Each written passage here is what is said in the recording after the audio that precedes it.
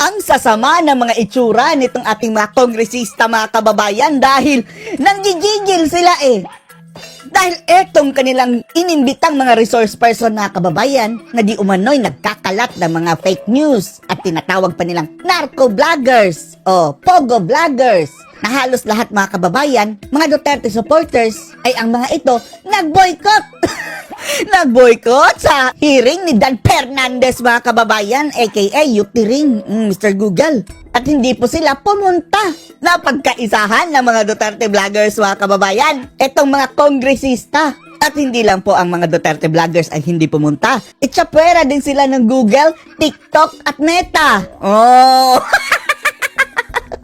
Kawawa naman si Dandan Soy. Oh, Yutiring, kawawa ko naman. Oh, kaya mga kababayan, frustrated sila mga kababayan. Handang-handa na daw sana itong mga ungas na to na ipakontempt itong mga Duterte supporters. Panoorin niyo po ha. Only 3 have attended. 3 lang ang umattend mga kababayan at siguro yung 3, yun yung mga maliliit na vlogger siguro.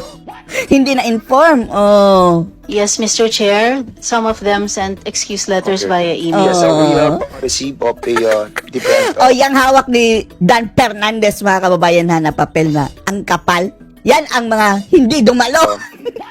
Sila-sila na lang siguro mga kababayan ang mag-discuss dyan. communication coming from the different resource persons, Different.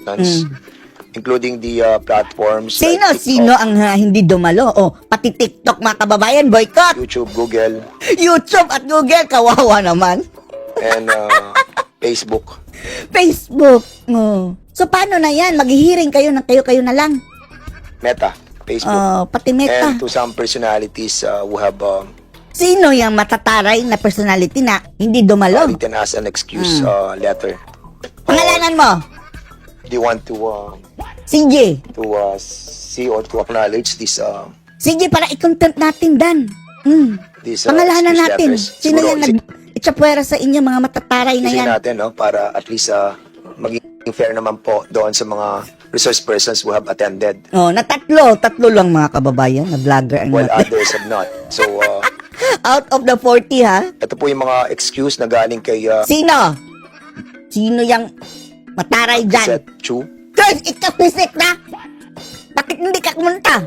Galit na galit si Dandan Soy sa iyo, Crizet, dahil nag-post ka ng picture niya na mayroong hinugasan sa puwet. Si Crizet ba yung nag-post niyo? Baka tayo ma-fake news. Pero isa ito si Crizet mga kababayan sa tawang-tawa sa Yutiring ni Dan Fernandez. I Oh. think, ano to,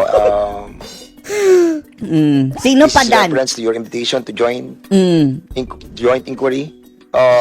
After careful consideration, I would like to respectfully turn down your invitation Wow, respectfully pa Crizet ha? Sige. to these following reasons. There are so many reasons. Oh, ang dami mong rason, Crizet. Daw, oh. There's so many reasons, sabi ni mga kababayan. Dan Fernandez. Maybe I'll be giving this to the members para for their Sino proposal pa? afterwards. Si Crizet Para lang makita ang may natin letter. what action Ang dami will be niyang taken. nahawakan mo. Also from Aaron Peña. Oh, Meron ikaw, din po Aaron, siyang, ha? excuse Dami mong excuses. letter. Yes, Sino pa? uh, How about si Banat Bay? Jason Sa. Mr. kay Mark Anthony Oh, ikaw, Mark. Lopez. Akala ba namin, sino ba yung nag-post? See you in Congress. Pinasakay nyo palang pala. Oh, kawawa. Just received today. I think this is also an excuse. Ready. At least andun si Marcoleta. Pero andun din si mga kababayan. Sina Akop, sina Abante. At nakita natin si Paduano, si Karaps na mahilig mag-content. At eto, na lawit ang labi, mga kababayan, si Pimentel. Buisit din yan. Kay June Abines. Si Jun Abines. After having a discussion with my lawyers, I regret to inform you that I won't be attending the hearing today. Good Because job! objective Oh, being good. is an attempt to curtail the people's right to express. Oh, attempt to curtail. Oh, talaga. Dahil bakit Duterte vloggers ng mga kababayan? Kay Richard Mata. Dr. Richard Mata. Oh, i-U-turn mo. Thank you for the invitation. I just sige. received this yesterday. Just a day before the event, I consulted my lawyer and was advised not to attend. The Daw. late invitation plus the unclear purpose of the event. We support the freedom of speech. Ipakontent mo yung lawyer na nag-advise. We also support it. From Yeah. Elizabeth Joy Cruz, same excuse. Meron din excuse. Same excuse. si Attorney Trixie Cruz ang Oh, si Attorney Trixie, akala namin Attorney Trixie, see you in Congress tomorrow. Oh, boycott ka respectfully pala. decline this invitation as a question of the Well played, Attorney. legality of the inquiry, as well as the proposed legislation for being violative of the constitutional guarantee of free speech. Maganda sana mga kababayan na dumalo sila, kaso mga kababayan the purpose of that hearing mga kababayan is nakafocus doon sa mga Duterte vloggers, which is unfair. At gagawa sila ng batas mga kababayan para sa taong bayan. Oh, para na silang gumawa ng batas sa ang purpose ay mangharas. Sige Dan, sana magkaroon na lang ng ibang hindi dyan sa Congress. Magkita-kita sila mga kababayan in front of the media o mga vloggers lahat. Parang debate mga kababayan nga. Oh, di ba ito si Dan Fernandez? Kakainin ito ng buhay. Itong mga vocabulary na yutiring lang hanggang yutiring lang mga kababayan. Di hamak na mas magaling itong mga vloggers natin. Dito kay Yuter. From Ethel Garcia, Ethel! Bakit na mabsent? decline as well. Decline. From Maui Spencer, Si Maui! out of the country. Umuwi ka, Maui! Nauna, sabi ni From Yutering. Sean Wayne, long excuse. Long excuse. Sa TikTok, TikTok mga kababayan, binoykot pa rin sila. Pati TikTok. YouTube, YouTube. and Meta. Meta. Dahil Meta nga, binoykot mga kababayan. The members have to decide on the other members. Ipapakontempt yan ni Given us Paduano any later excuse on. letter. For non-attendance on this resource person. Mr. Chair. Congressman Marcoleta and then Congressman Abante. Thank you, Mr. Chair. Judging from the title of the resolution before us, At least andyan is si it correct Marcoleta, to no? assume that this hearing is only limited to social media platforms? Hindi. Mayroon nga Meta, pero yung mga resource person na vloggers, mga kababayan, limited sa mga Duterte supporter. Dapat No, yan ang of course itanong not. mo, Marcoleta. Because the way I see it, it only addresses the problems, alleged problems encountered against bloggers. No, Chairman, Congressman Marcoleta. That's the reason why we have invited as well the government agencies and also the Mga NBI, dahil gusto nila siguro ipahuli agad mga kababayan. and other media outlets who have parameters on. But we have not invited Bakit sa lahat ng mga kongresista mga kababayan, si Dan Fernandez talaga ang kanilang ginawang chairman dyan, Siya talaga ang head. Nakulang sa hila ang dila mga kababayan, Ang sakit sa tainga mga kababayan magsalita. members of the mainstream media, Mr. Chair. We did. We did! Andyan ba mga fake newser na mga malalaking mga newspaper mga kababayan? Yeah, Inquirer, what was the- Philippine what was the- Star. We're asking for the At ang number one na fake newser mga kababayan, si BBM.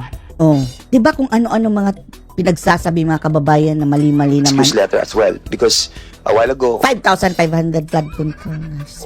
the COMSEC have acknowledged the person I didn't see any blank in the JAA. Sino may sabi sa yung of JAA? the resource persons who have been invited. Did we invite, Mr. Chair, Philippine Inquirer and Philippine Hindi. Number one Please, yan, mga inquirer reply mga to the, kababayan. query of Mas malalapit sa fake news dahil listing mga kababayan nakakainganyo talaga ng mambabasa dahil sinisira na pala yung inyong perception mga kababayan nila. Di ba connected si Tambaloslos sa Inquirer? the good gentleman from Sagi Party List. Andyan si Barbero, nagsabing narco-vloggers daw. Yan ang fake news mga kababayan. Yan ang dapat kasuhan dahil pinahamak niya ang buhay ng mga vloggers Sinabihan pa namang narco-vloggers. Ibig sabihin, may kaugnayan ito sa illegal na droga. Mr. Chair, Philippine Pogo. Daily Inquirer was not invited, Mr. Chair. Hindi inimbita ang Philippine Inquirer na tamba. How about Unfair. the other social media? How about some other major media outlets? Philippine Star, Mr. Chair. Abayas, GMA7. Mr. Chair, KBP was invited, kapisanan ng mga broadcasters sa And the president of the Pilipinas. KBP is here. Yes, sir. Sige. Did that satisfy the? Yan ang mga nila mga kababayan, weapon. Weapon ng mga kongresista dahil kampi-kampiyan sila. query of ng Congressman Marcoleta. Because I think, Mr. Chair, even the social, not only the social media are supposed to be invited, but also the mainstream media. Correct. Dahil mga kababayan, ang mainstream media gumagamit na rin ng social media. Hindi sila exempt. I am personally victimized by these two popular Biniktima si Marcoleta. newspapers, broadsheets.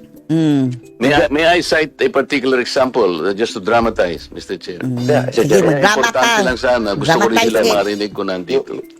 You want What's the point of order? Also, what's the point of order? Pinoy of We are order. still in Pinoy checking of all order the ni, ano, mga invitations kababayan. that was, Sino nag-point sent of order? to all the invitees. At the same time, Mr. Chairman, some of Si Paduano ang nag-point of order na naman ni Marcoleta. Matutuloy ang suntukan nito mga kababayan. those invitees are not present. And with regards to the query being With regards. Sabi ni Panelo mga kababayan, basta hindi daw yan with regards. With regard. Talagang naiinis daw si Panelo kapag lagyan mo ng S yan. With regards. Ang tama daw, with regard. made by Congressman Coleta, I do believe that he has a basis for that. Oh. And since Pabida itong si Karaps mga kababayan. Mr. Chairman, Ano? Mr. Chairman. the COMSEC has confirmed that indeed Philippine Daily Inquirer and Philippine Star are not invited in today's hearing since Congressman Marcoleta is not a member of this committee. May I respectfully move, Mr. Chairman, that O suntukan na yan.